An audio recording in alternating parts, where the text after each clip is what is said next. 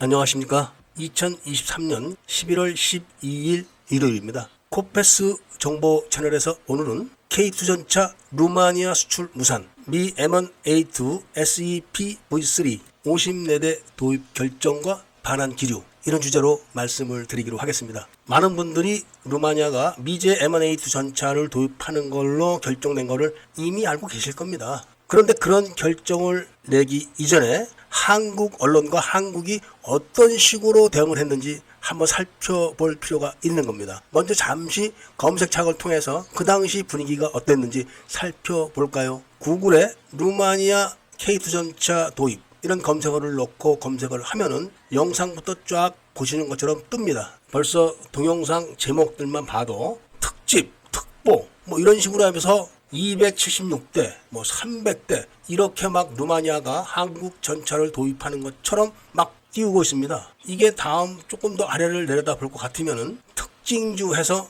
조선 비지의 한 면이 짧게 나옵니다. 간단하게 얘기하면 현대로템 주식이 강세를 보인다 이거죠. 이게 바로 폴란드에 전차를 수출한다고 했을 때도 이랬습니다. 이거보다 더 했죠. 지금이야 전부 다 폴란드에 대출을 다 해주고 공짜로 수출하는 거다 폴란드에, 이렇게 알고 있지만 그 당시에는 무슨 폴란드가 떼돈을 놓고 사가는 것처럼 다 연막을 쳐가지고 주식이 굉장히 많이 높아졌고 그걸 정치인들이 다 샀다는 이야기가 쫙 돌았었습니다. 한국에는 외국 주식 큰손들이 다 들어와 있습니다. 이걸 모르겠습니까? 분위기가 그렇다는 걸 말씀드리는 거지만 현실적으로 한번 더 들여다볼 것 같으면은 폴란드라고 해서 폴란드가 한국의 차관을 들여다가 무기를 도입하는 거를 모르겠습니까? 입에서 입으로 하나하나 전해져서 그런 소문이 돌기 시작하니까 폴란드 시민 단체들과 지금의 정권을 인수하게 되는 그 당에서 현재 폴란드 재무부 장관한테 질문을 한 겁니다. 공개적으로. 도대체 한국에서 얼마를 빌려다가 무기를 사는 거냐, 이런 질문을 하니까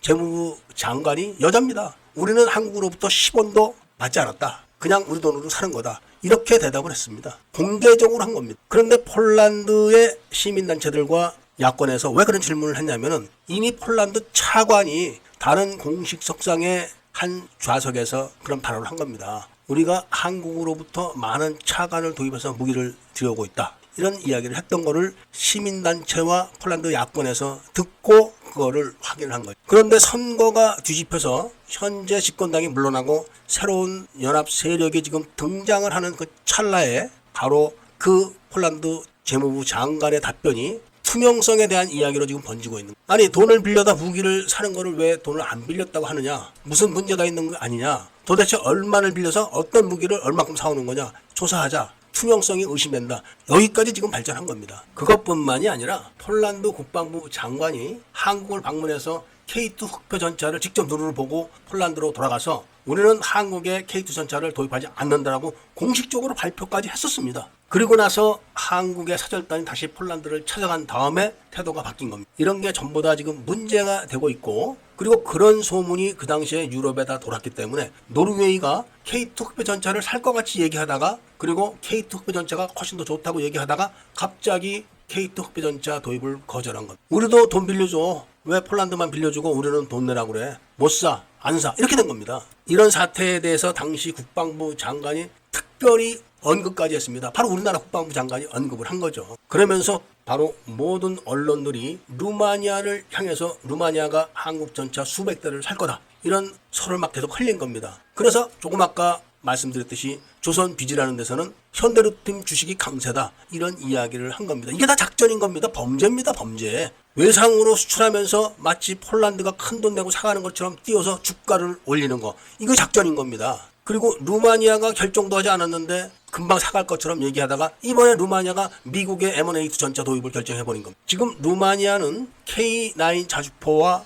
독일의 자주포, 그리고 터키의 자주포가 납품을 하기 위해서 경합 중에 있습니다. 여기서 만약에 K9도 떨어지게 되면은 한국은 앞으로 유럽 대륙에 방산 수출 못합니다. 유럽 연합에서 폴란드는 문제합니다. 유럽 연합의 큰 손이 누굽니까? 프랑스와 독일입니다. 프랑스와 독일이 아무리 찌질한 국가가 됐다 하더라도 기본적으로 민주주의에 대한 이념은 한국보다 훨씬 더 투철하고 정확합니다. 부정으로 돈을 주고 무기를 거래하는 거, 이걸 철저히 금지하고 있는 게 유럽입니다. 이미 한국에서 많은 차관을 대줘서 1차로 폴란드에 무기 납품을 했고, 그 다음에 2차로 또 많은 돈을 준비하고 있다. 이런 설이 지금 흘러다니고 있는 마당에서 폴란드에서 친유럽 정권이 들어서가지고 지금 들어섰죠. 바뀌는 그런 찰나에 있는 거죠. 들어서가지고 그 당시에 수입한 무기대금 지출 내역 내놔. 이렇게 돼서 따져보는 나라는 끝나는 겁니다. 미국 M1A2 전차를 생산하는 공장에서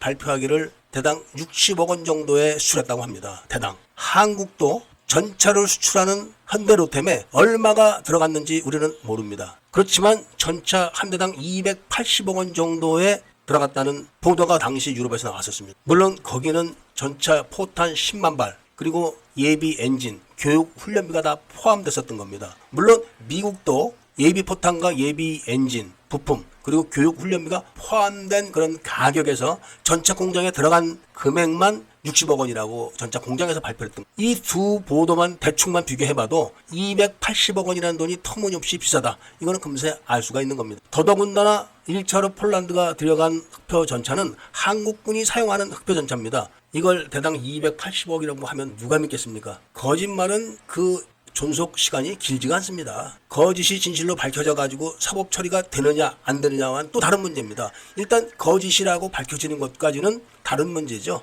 유럽 연합이 폴란드를 대신해서 한국을 처벌할 수는 없을 겁니다. 많은 유럽 연합이 폴란드에 한국이 뒷돈을 주면서 무기를 수출했다는 것이 밝혀지기만 하면은 그걸 들이대 가지고 절대로 앞으로 유럽에는 한국 무기를 수출하지 못하게 된다는 것은 명백합니다. 그리고 수사도 시작할 겁니다. 벌써 폴란드의 정권이 바뀌면서 루마니아가 한국 전차를 배척하고 미제 전차를 도입했습니다. 그럼 이제 한국 전차를 도입할 유럽의 남은 국가가 어디입니까? 그리고 바로 폴란드에서 새로운 정권이 수사에 들어가기만 하면은 프랑스와 독일은 한국 전차 도입을 못하게 공개적으로 막을 겁니다. 그렇게 되면은 영국의 K9A2 수출하는 것도 위태위태해지는 겁니다. 이게 제가 지어낸 그런 이야기가 아니라 전부 다 보도됐던 내용들입니다. 새로운 사실도 아니고 언론에서 그냥 다 보도됐던 내용만 갖고 제가 말씀을 드리는 겁니다. 방산 수출에 대한 그런 공작은 문재인 정부가 했고 계약은 바로 윤석열 정부가 했다는 걸로 보면은 그런 검은 세력들은 뒷 배경이 총주회라는 군내 지하 조직이기 때문에 그 조직에서 다 핸들링을 하고 있다는 것이 이럴 때도 다 나타나고 있는 겁니다. 그렇지 않고서는 어떻게 정권이 바뀌었는데도 같은 맥락으로 계속 흘러갈 수가 있겠습니까? 제가 아무리 떠든들 뭘 하겠습니까? 앞으로 폴란드가 12월 달이면 정권이 완전히 바뀌게 됩니다. 그때 바로 K2 전차와 항공무기 도입에 대한 수사가 시작되면은 다 밝혀질 겁니다. 그때까지 기다려 보기로 하고 지금까지는 분위기가 이렇다는 말씀을 드리면서 오늘 이야기를 마치고자 합니다. 애국 시민분들과 밀매분들께서는 구독을 꼭 해주시고 좋아요와 알림 설정을 부탁드리면서 이야기를 들어주신 데 대해서 감사드립니다.